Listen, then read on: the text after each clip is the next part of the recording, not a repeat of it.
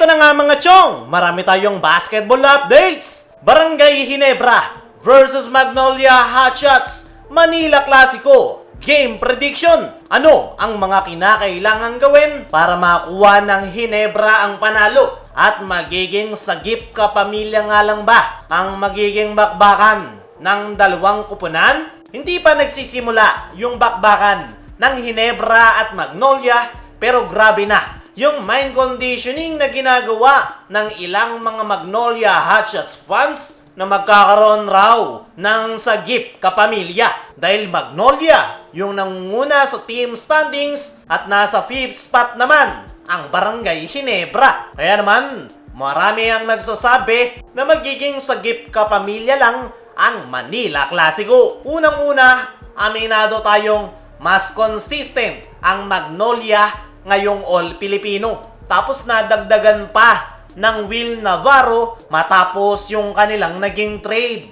Mas lumalim yung frontcourt at syempre, nandyan pa rin yung kanilang mga core players. Pero hindi ibig sabihin yan ay hindi na makakasilat ang Ginebra. In fact, sa ganitong tipo ng laban o rivalry games ay hindi na nila tinitignan yung kanilang team standings dahil pareho nga nilang gustong magpasikat. Mas nakikita yung kanilang puso, composure at experience sa laro. Parehong ayaw magpatalo kahit pa mag-sister team ang dalawang kupunan. Pero hindi natin mapipigilan yung mga Magnolia Hotshots fans na magsasabing scripted lang kapag nanalo ang Ginebra sa Magnolia o isang sagip kapamilya. Pero kapag talo naman ang Ginebra, sasabihin naman nila, kangkong ang kupunan ni Coach Tim Cone. Ganyan ka double standards yung Magnolia Hotshots fans. Tila ba bawal silang matalo dahil naapakan nga yung kanilang pride. Pag natatalo yung kanilang kupunan,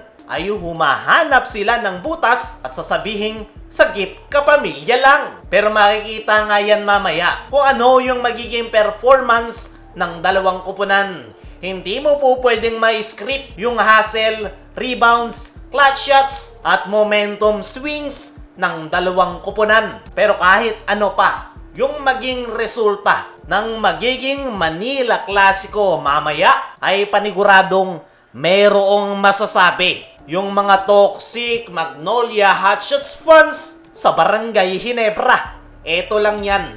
Kapag nanalo ang Ginebra kontra Magnolia, sasabihin nila na sagip kapamilya lang para umangat sa team standings. Pero kapag natalo ang Ginebra, panigurado, sasabihin ng mga yan na mahina ang Ginebra tuwing All-Filipino at sa kangkungan ang bagsa. Pero tingnan na lang natin kung ano ba yung magiging resulta ng Manila Clasico. Dumako naman tayo dito sa kabilang balita. Ano nga ba yung mga kailangang gawin ng Ginebra para makuha ang panalo kontra Magnolia? Idiretso na agad natin. Una sa kailangan nilang gawin ay magpakita ng early aggression. Kailangan nilang maset yung tempo ng laro na papabor sa triangle offense.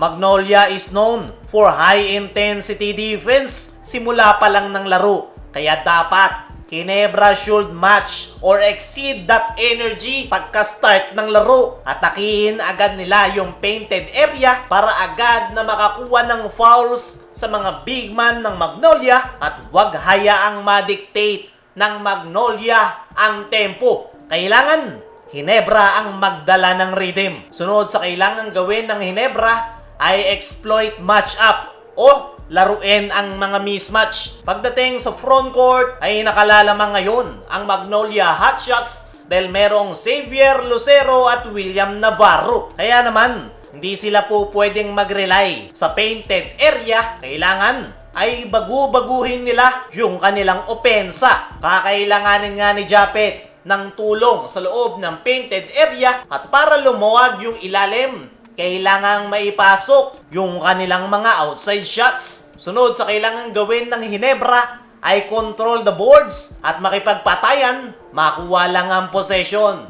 Yan yung kulang sa Barangay Ginebra.